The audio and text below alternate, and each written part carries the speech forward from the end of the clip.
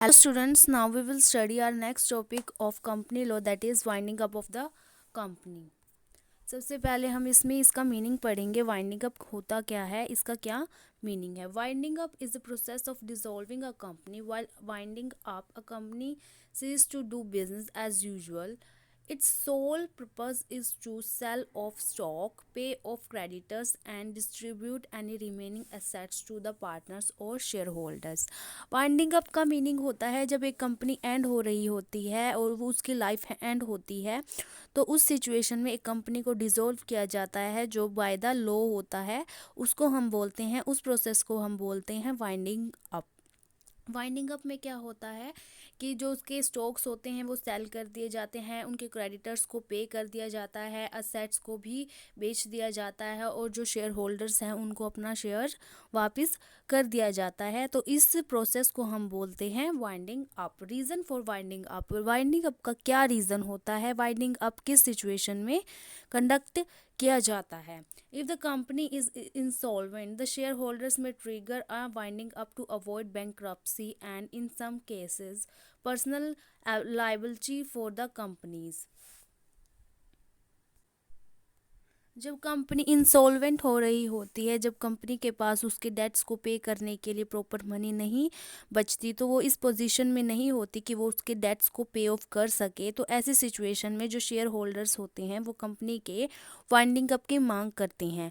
तो उस सिचुएशन में कंपनी का जो वाइंडिंग अप है वो किया जाता है। जनरली वाइंडिंग अप और dissolution are taken are the same. कई बार जो क्या होता है, कंपनी का डिसोल्यूशन और वाइंडिंग अप क्या होता है, सेम माना जाता है। Generally a company is dissolved when it is the great financial stringencies, but apart from this there may some other reason also, for example possibility of suffering heavy losses in future or being taken over by government। जो इसके reasons है इसमें इसमें दिया गया है कि financial, काफ़ी जब फाइनेंशियल स्ट्रिंजेंसीज आती हैं कि कंपनी अपने डेट्स को पे नहीं कर पाती, या इसके कुछ अलग रीजंस भी हैं, जैसे कि फ्यूचर में कंपनी को लॉस बियर करना पड़ सकता है, उसकी पॉसिबिलिटी है, या कंपनी को गवर्नमेंट टेक ओवर कर सकती है।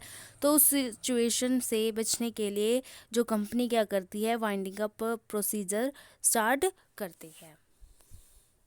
Modes of winding up, winding up के मोड्स क्या है। वाइंडिंग अप टू टाइप से किया जाता है। First is compulsory winding up by the tribunal, and second is voluntary winding up by initiative by the dissolution of company in journal meeting. इसमें two types आ जाते हैं आगे हमारे, members voluntary winding up and creditors voluntary winding up. सबसे पहले हम इसमें पढ़ेंगे compulsory winding up under national company law tribunal. जब कंपनी लॉ ट्रिब्यूनल जब वाइंडिंग अप करता है तो इसको हम बोलते हैं compulsory winding up. Winding up is a company under the order of national company law tribunal is also known as company compulsory winding up. इसमें हमारे पास कुछ रूल्स दिए गए हैं जिनके बेसिस पे ही कंपलसरी वाइंडिंग अप किया जाता है। सबसे पहले आता है special resolution of the company. Company को एक स्पेशल रेजोल्यूशन पास कराना पड़ता है अपनी जर्नल मीटिंग में सभी मेंबर्स से कि वो वाइंडिंग अप करना चाहती है कंपनी का और कंपनी के इंटरेस्ट में है। नेक्स्ट आता है हमारे पास where company has acted against national interest. जब कंपनी किसी नेशनल इंटरेस्ट के अगेंस्ट वर्क करती है, जैसे इंडिया की जो सोवर्निटी है, इंटीग्रिटी है, उसके इंटरेस्ट में नहीं होती, तो इस सिचुएशन में भी जो क्या करता है, कंपनी लॉ ट्रिब्यूनल कंपनी का वाइंडिंग अप कर देता है। नेक्स्ट आता है वाइंडिंग अप सिक कंपनीज। जो सिक कंपनीज होती हैं, जो लॉस बियर कर रही होती हैं, जिनके अंदर फेलियर्स आते रहते हैं, तो ऐसी कंपनी का भी national company law tribunal winding up कर देता है। नेक्स्ट आता है winding up on application made by registrar. जब कंपनी का रजिस्ट्रार एक एप्लीकेशन भेजता है सेंट्रल गवर्नमेंट को कि इस कंपनी का वाइंडिंग अप किया जाए, ये अपने अफेयर्स को गलत तरीके से कंडक्ट कर रही है, फ्रॉडुलेंट मैनर में इसका बिजनेस चल रहा है जो अनलॉफुल है in the eyes of registrar, तो उस सिचुएशन में भी रजिस्ट्रार क्या करता है, कंपनी के वाइंडिंग अप के लिए एक एप्लीकेशन भेजता है सेंट्रल गवर्नमेंट को। उस सिचुएशन में भी ट्रिब्यूनल क्या करता है, वाइंडिंग अप कर देता है कंपनी का। नेक्स्ट आता है default of company in filing with registrar it's financial statement. जब कंपनी का जो कंपनी है वो अपने फाइनेंशियल स्टेटमेंट्स को मतलब कॉन्टीन्यूसली 5 कॉन्जिक्यूटिव ईयर्स से क्या कर रही है, अपने स्टेटमेंट्स को फाइल करने में डिफ़ॉल्ट करती है या अपनी स्टेटमेंट्स को फाइल नहीं करती है रजिस्ट्रार के पास, अपनी फाइनेंशियल स्टेटमेंट्स को, एनुअल जो रिपोर्ट्स हैं उनको वो 5 सालों से डिफ़ॉल्ट कर रही है, ढंग से नहीं मतलब सबमिट कर रही है रजिस्ट्रार के पास, उस सिचुएशन में भी क्या करता है company law tribunal winding up कर देता है किसी कंपनी का। Not to commence business in time और सस्पेंड बिजनेस। अगर एक कंपनी का इनकॉर्पोरेशन हो जाता है 1 साल के अंदर ही और वो अपने बिजनेस को स्टार्ट नहीं करती है सारा साल, उस साल इनकॉर्पोरेशन के साल में, और उसके नेक्स्ट ईयर में भी वो अपने बिजनेस को स्टार्ट नहीं करती है, तो इस सिचुएशन में भी नेशनल कंपनी लॉ ट्रिब्यूनल उस कंपनी का क्या कर देता है, वाइंडिंग अप कर देता है। नेक्स्ट आता है इनएबिलिटी टू पे डेट्स। डेट्स को पे करने में भी जब कंपनी इन एबल होती है उस सिचुएशन में भी क्या करता है, एनसीएलटी कंपनी का क्या कर देता है, वाइंडिंग अप कर देता है उस सिचुएशन में भी। और if a creditor to whom the company is indebted to up the sum exceeding 1 lakh has served on the company, its registered office a demand for payment and the company has to 3 weeks thereafter negligent to pay or otherwise satisfy him, the debt must be really due, clear or indisputable। कि अगर कोई company है अब अपने creditors का 1 लाख से ज़्यादा का डेट अभी तक पे नहीं कर पाई है और उसके लिए रजिस्ट्रार उसको 3 वीक्स का समय देता है कि वो उस वीक में या तो फिर वो उस डेटर को सॉरी उस क्रेडिटर को सेटिस्फाई करे या पे कर दे, तो उस जो अनडिस्प्यूटेबल हो, क्लियर हो और ड्यू हो, तो उस सिचुएशन में अगर कंपनी डिफ़ॉल्ट में पाई जाती है तो सिचुएशन में भी क्या कर दिया जाता है, एनसीएलटी द्वारा कंपनी का वॉलंटरी वाइंडिंग अप, वॉलंटरी नहीं सॉरी कंपल्सरी वाइंडिंग अप कर दिया जाता है। ठीक है। नेक्स्ट आता है हमारे पास petition. Petition for winding up. Winding up की पिटीशन कौन डालता है एनसीएलटी में? The national company law tribunal does not itself winding up the company. जो कंपनी लॉ ट्रिब्यूनल है वो खुद से वाइंडिंग अप नहीं कर सकती, उसके लिए कोई ना कोई पिटीशन डालता है। उस पिटीशन को कौन डालता है? तो इसमें हमें बताया गया है कि कौन एप्लीकेशन डाल सकता है एनसीएलटी के पास कि कंपनी का वाइंडिंग अप किया जाए। A petition can be presented by any of the following, कि इनके द्वारा पिटीशन डाली जाती है। पिटीशन बाय द कंपनी, की पिटीशन कंपनी के द्वारा डाली जाती है। A company being an official artificial person can not itself file a petition for the winding up.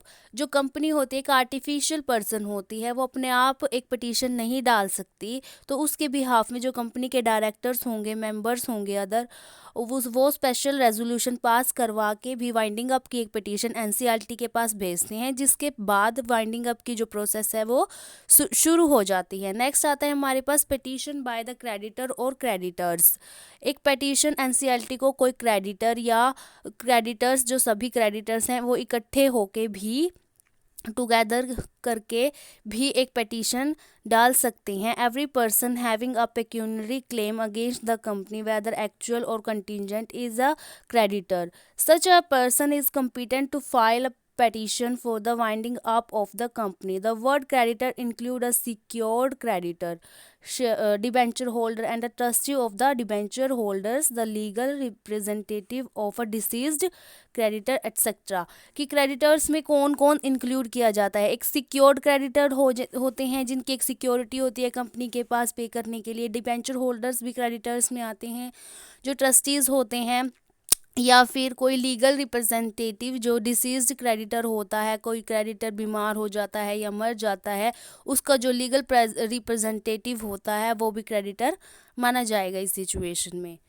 Next हमारे पास आता है पिटीशन बाय एनी कॉन्ट्रीब्यूटरी और कॉन्ट्रीब्यूटरीज। जो कॉन्ट्रीब्यूटरीज होते हैं, contributory means a person liable to contribute to the assets of the company on the event of its being wound up and include the holders of share which all are fully paid up. He can present a petition for winding up of a company. A contributory can present a winding up petition if the member is reduced below the statutory minimum limit. He is an original allottee of share. He has held his shares for any 6 out of the previous 18 months. मतलब कोई भी contributory जिसने उसकी company की assets में कोई contribution किया है वाइंड अप के टाइम या उसके इनकॉर्पोरेशन के टाइम या फुली पेड अप शेयर्स हैं, उनको हम कंट्रीब्यूटरीज बोलते हैं, तो वो भी पिटीशन डाल सकते हैं कंपनी के लिए. पिटीशन बाय ऑल और any prior parties whether together और सेपरेटली. मतलब जो पार्टीज जैसे कि अभी हमने पीछे पढ़ी हैं, कंपनी, क्रेडिटर्स, कंट्रीब्यूटरीज, ये तीनों इकट्ठे होके भी पिटीशन डाल सकते हैं. ठीक है, कि टुगेदर ऑल पार्टीज सेपरेटली जो हमने पीछे पढ़ा है वो अकेले अकेले भी पिटीशन डाल सकती है और इकट्ठे होके भी एक एप्लीकेशन लिख के वो पिटीशन डाल सकती हैं एनसीएलटी के पास. नेक्स्ट आता है पिटीशन बाय द रजिस्ट्रार. जो रजिस्ट्रार होता है कंपनी का वो भी एक पिटीशन डाल सकता है. वो अभी मैंने आपको पीछे भी पढ़ाया कि भी कोई कंपनी का जो रजिस्ट्रार है वो भी कंपनी का अगर कोई बिज़नेस गलत तरीके से चल रहा है, जो अनलॉफुल है, या फिर कंपनी को ने कोई डेट पे नहीं किए हैं, या उसने अपना बिज़नेस स्टार्ट नहीं किया है with in the year of incorporation के 1 साल के अंदर ही अगर उसने अपना बिज़नेस स्टार्ट नहीं किया है, तो उस सिचुएशन में क्या करता है रजिस्ट्रार भी कंपनी का जो होगा वो सेंट्रल गवर्नमेंट के पास एक पिटीशन डाल सकता है कंपनी के वाउंड अप के लिए. ठीक है, नेक्स्ट आता है हमारे पास petition by the central government. कि सेंट्रल गवर्नमेंट भी एक पिटीशन डाल सकती है अगर की कोई कंपनी ऐसा बिजनेस कर रही है जो देश की नेशनैलिटी के खिलाफ है, जो फ्रॉडुलेंट या अनलॉफुल मैनर में चल रहा है, कोई बिजनेस जिसके ऑपरेशन क्या होते हैं वहाँ के रेजिडेंशियल लोगों के लिए सही नहीं है, और कुछ भी किसी क्रेडिटर या डेटर या किसी भी मेंबर के साथ कंपनी ने अगर कुछ फ्रॉड किया है, तो उस सिचुएशन में क्या करती है सेंट्रल गवर्नमेंट भी पिटीशन डाल सकती है कंपनी के वाउंड अप के लिए. नेक्स्ट आता है हमारे पास वाउंड अप करने के लिए बाद एक जो बहुत ही इम्पोर्टेंट पार्ट हमारे इसमें ऐड होता है वो होता है ऑफिशियल लिक्विडेटर. जो लिक्विडेटर होता है वो कंपनी का लिक्विडेशन करता है. जो कंपलसरी वाउंड अप के टाइम पे एक लिक्विडेटर को अपॉइंट किया जाता है, एक पर्सन को जो कंपनी का वाउंड अप करता है, उसको हम बोलते हैं ऑफिशियल लिक्विडेटर. और ये कंपलसरी वाउंडिंग अप के सिचुएशन में ही अपॉइंट किया जाता है by the central government. In general sense liquidator is a person who conduct the whole process of liquidation. When a company is about to wound up, it is required to realize the assets of the company and it should be distributed among the debenture holders, creditor and shareholders. कि जब company का wind up किया जाता है तो उस situation में क्या किया जाता है, कंपनी के असेट्स को रियलाइज़ किया जाता है और जो भी अमाउंट बनता है उसको डिबेंचर होल्डर, क्रेडिटर्स और शेयर होल्डर्स में डिस्ट्रीब्यूट कर दिया जाता है. तो इस काम को करने के लिए एक ऑफिशियल लिक्विडेटर को अपॉइंट किया जाता है. जिस पर्सन को अपॉइंट किया जाता है उसी को हम ऑफिशियल लिक्विडेटर कहते हैं. Official liquidator is appointed in the time of compulsory winding up. जो कंपलसरी वाइंडिंग अप की सिचुएशन में ही ऑफिशियल लिक्विडेटर को अपॉइंट किया जाता है. The official liquidator is the officer of high court. ये हाई कोर्ट का एक ऑफिसर हो सकता है. He is appointed from the date of the order of the winding up. He has certain duties to perform under the Companies Act and he has to do all the required things in respect of compulsory winding up of a company according to the instruction of the high court. कि high court की instruction पे ही अपना सारा जो procedure होता है काम करने का वो करता है. ठीक है, इसके बाद हमारे पास आ जाती हैं duties of the official liquidator. Company's official liquidator इसकी क्या क्या ड्यूटीज़ होती हैं. To conduct the proceeding in winding up. Winding up के लिए जो भी प्रोसीडिंग की जाती हैं, जैसे कि he shall not make any secret profit out of the office as he occupies a fiduciary position.